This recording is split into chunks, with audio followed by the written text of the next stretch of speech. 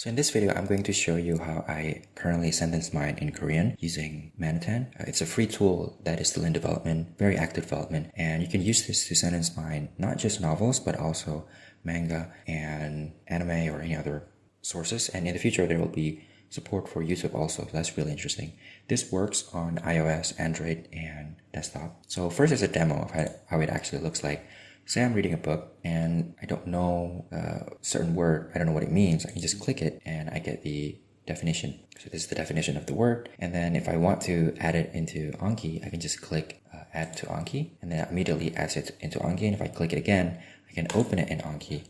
And this is what the sentence look like. You can see the example sentence and the target word is in highlight. And this is what the back looks like. There's the hanja and there's the frequency, and it's the definition with 4 examples of how the word is used. Now, if there's more info, audio will be automatically inserted, as well as the conjugation. And this also works on the browser. So this is inside Manatan itself. I could also go to, say, an article that I want to know the meaning. I can just press Shift, and this is using Yomitan, which I'm also going to show you later. And I can just look at the definition of a word, and the same thing happens if I say I don't know what this word means. I can add it into Anki, and this is a bit slower than Manatan. And I can look at the added note, and there we go. The same. There's a automatic screenshot. There's the example sentence, 노래하다. and then there's the audio. And yeah, this one in this case is a native word, so there's no hanja, and there's no conjugations because it doesn't exist yet for this one. And then there's the definition with the 2 examples. So that's what it looks like on my current mining setup. This is so much easier than it used to be years ago. And there's also another feature actually in Yomitan that's really useful, which is that in the case of me using a monolingual definition, as you can see, I'm using Korean itself to look at the definitions in the dictionary. Say I don't know the definition inside a word, I can look it up again, and this can go on infinitely.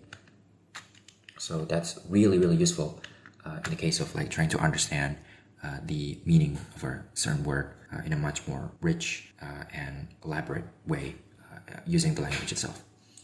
And so that's the overview. So now I'm going to show you how you can actually do this yourself. So Manatan, you can go to the website manatan.com. All of the links in this video is going to be on the description. If you look at the website itself, there's a lot of features. There's going to be way more features in the future. So I suggest you try the app, support the developers, and also go into the Discord server.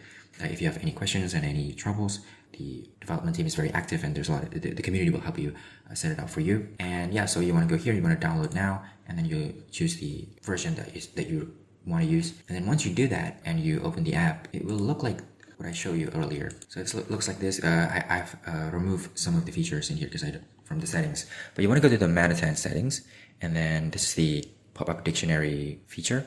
You want to go down and into the installed dictionaries. Now this is the dictionary that I'm using for Korean. There are 7 total dictionaries. 4 of them are just for like like data for the word, and then the actual dictionary that I use 3 dictionaries. The first one is Open Dictionary, and then the second is Standard Dictionary.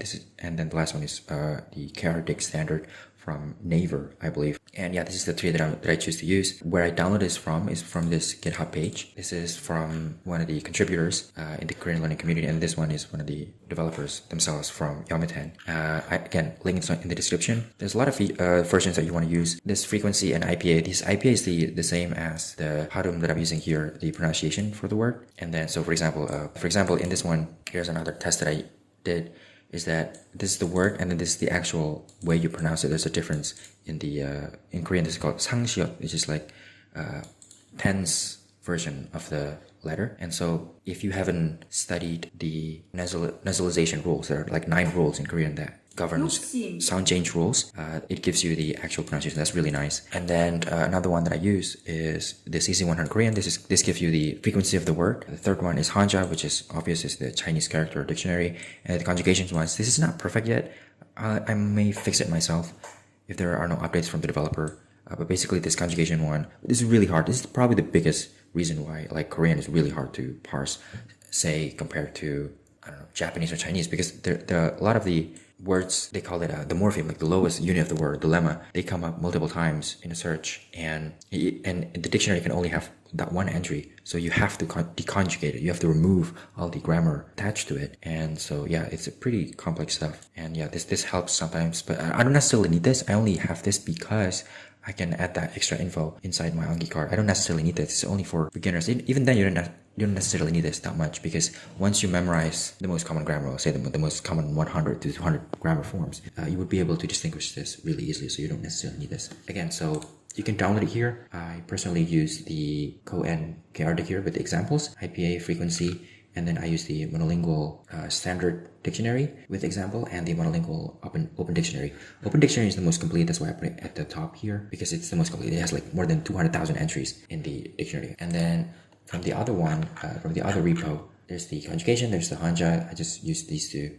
And then once you have the file, all of this .zip file, you want to go into the Manatan and import new. And then once you do that, it will import it like this. Next, in order to be able to make the Anki cards immediately, you have to download an add-on called ankiconnect. You only need to do this if you want to mine outside Manatan. So like I showed you earlier with the, this is from a website. I do this not from Manatan, I do this from something called Yomitan. You need this for the browser. And so you want to copy this, and you want to go into Anki, click Tools, Add-ons, and click Get Add-ons. You want to paste the code in here, and you click OK, and then you will have the ankiconnect. And whenever you open Anki, it will have a like server going on in the background, and it will connect over HTTP API into either Manatan or in this case Yomitan. So in Yomitan, it's exactly the same setup that I have. If you look at the dictionary, I'm using the same dictionary. You can just search Yomitan and then download it. I'm sure you understand. And then you import the dictionary just like how you do it in Manatan. And then once you do that, there are a few settings that I change. The first one is that you want to use the frequency sorting dictionary on CC100. You want to use the frequency sorting mode as rank base. And then obviously the language is Korean. And then you want to allow scanning pop-up content and allow scanning search page content. And you want to put the maximum number of child pop-ups to this 99999, so that you can, like I showed you earlier in the demo, you can just keep looking up the definitions inside the dictionary. And then I also increase the size of the box to, I scale it up to 125%, and then I change the width and height to 512 and 312. I suggest you do this too.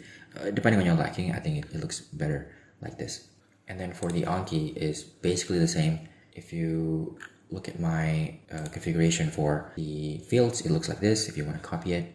And then it's basically the same as what I did in Manatan too. It looks like this. This is what I use. Sentence with bulk word, target word, glossary, audio, and stuff.